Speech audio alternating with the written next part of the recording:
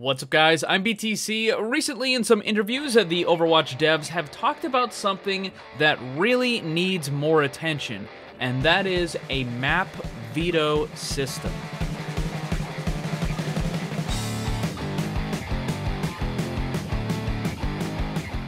Most of the videos I make are directed towards the players of Overwatch, but every now and again I make one that's directed at the Overwatch devs. And this is one of those videos, so hopefully it finds its way into their hands. Now, the topic that I specifically want to talk about is the map veto, as I mentioned earlier. Little background, at the South Korean Fan Festival for Overwatch, a bunch of the Overwatch devs gave question and answer interview type stuff, and Scott Mercer specifically talked about a map veto, map voting system, and it seemed like he wanted a little bit more feedback from the players and stuff, so here I am trying to give you some feedback on why I think you should be adding a map veto voting system to the game.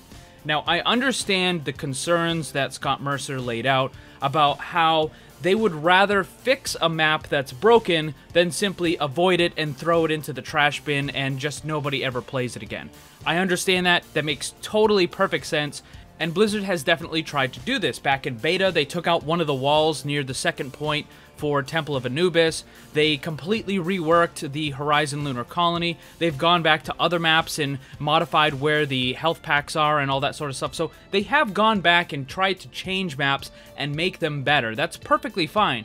But the thing is, there's more than just having a map that's balanced. The map needs to be fun. People need to want to play it. I understand that Blizzard has stats on all the maps. They can tell you the win and loss for the attackers and the defenders, and their goal is to make it a 50-50 as close as possible. And that means the map is balanced. But it doesn't mean the map is fun.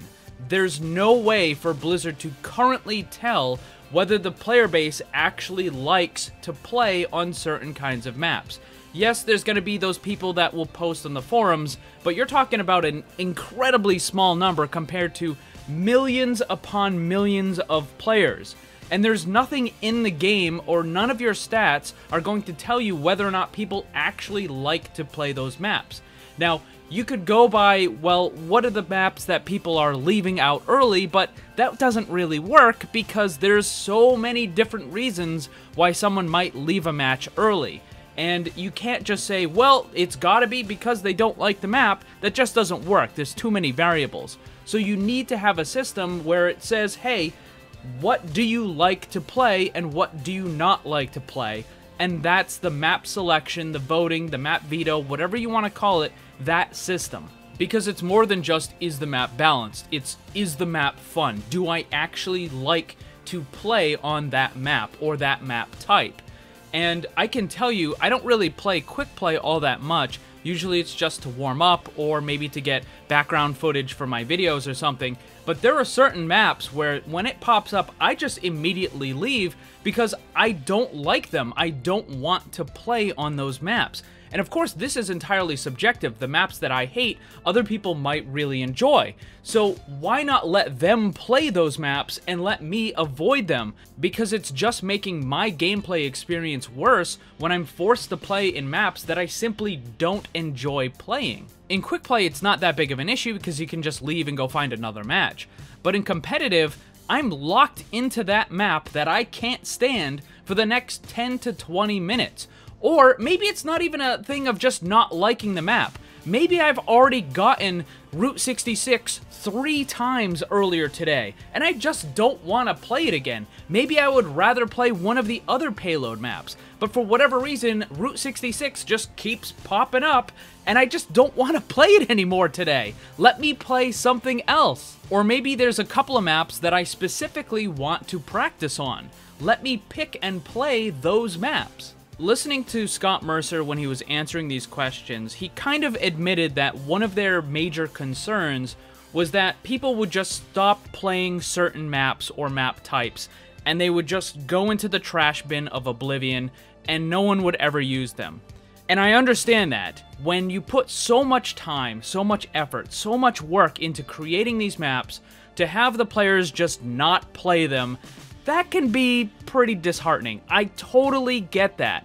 But you also have to understand there's a reason why people are avoiding them. In CSGO, their competitive map pool has a system where you actually get to pick the ones you want to play on when you queue up. And if you didn't select it, then you just can't get that map. If you were to add that into Overwatch, that would give you an incredibly crystal clear idea of what maps players actually want to be playing on, because they just simply wouldn't be selecting the maps that they don't like. And again, this is more than just a balance issue, it's a fun issue. Do people actually enjoy playing on these kinds of maps? And listening to Scott Mercer in these interviews, it certainly seems to me at least that this is their major concern, their greatest fear that would be revealed, that people simply would not play on some of the maps. Some of them, like Temple of Anubis or Hanamura, or maybe the 2 Capture Point in general, would just have massively high avoid ratings. So you would have 50, 60, 70% of the player base simply choosing not to play on some of these maps. And Blizzard, I just don't think they want to know that. Like, I think they have the idea that people don't like playing on these maps, but I think if they had hard numbers in front of them, revealing the truth that, you know, this particular map or this particular map type, a very large amount of our players just don't want to play it, I think that would be pretty, you know, soul-crushing to the Overwatch development team to know that all of their hard work, people just don't want to play it. But I have to ask you something. What do you think is worse? Having a large amount of your player base tell you that they simply don't enjoy one of the maps, which makes you go back and either fix it or replace it, or would you prefer to force them to continue playing on maps that they don't like, which is going to lessen their gameplay experience and make the whole thing less fun overall? Because this is a business. You're providing entertainment. It's supposed to be a fun game. If your players are forced to play on maps they don't like and they're not having fun, that's a problem. There's another thing that I want to quickly address because I know it's going to come up, and that's the possibility of queue times getting a lot longer because players are simply not selecting the same types of maps that other players are. And I want to say that when I was playing CSGO, never had a problem. Never had any extended queue times because of selecting certain things. The only time any player would ever see extended queue times is if they're selecting only 1 or 2 maps. If you're only looking for 1 or 2, then yeah, your queue time is going to go up. But if you're still looking for most of them and you're just cutting out a couple, then queue times are not going to go up. It's not going to happen.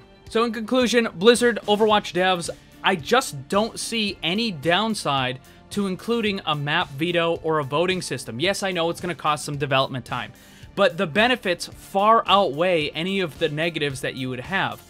I know there are going to be a couple of maps that you're going to get some hurt feelings when people just avoid them and they don't want to play them, but think of it this way. You can take all of that information and you can go back and fix the maps that people don't like, and you can also use that to not include those sorts of things in future maps. So if you find that people like this particular thing, then you can add that thing to future maps, and you can avoid the things that people don't like. I think that this is just going to greatly help not only the experience of the players, but it's also going to give you incredibly valuable information on what the players like and what they don't like. So I just don't see any downside to it. And as for the viewers, what do you guys think? Are there any maps that you would just immediately avoid right away? And if so, what's the reason for it? Let me know down below. Thanks for watching, and if you'd like to see more, subscribe and hit that bell so you don't miss anything. Also, come hang out in my Discord server and my Twitch live stream. Special thanks to my Patreon supporters. If you'd like to see what kind of cool VIP rewards you can get, check the links down below. And remember, always blame the controller because it's never your fault.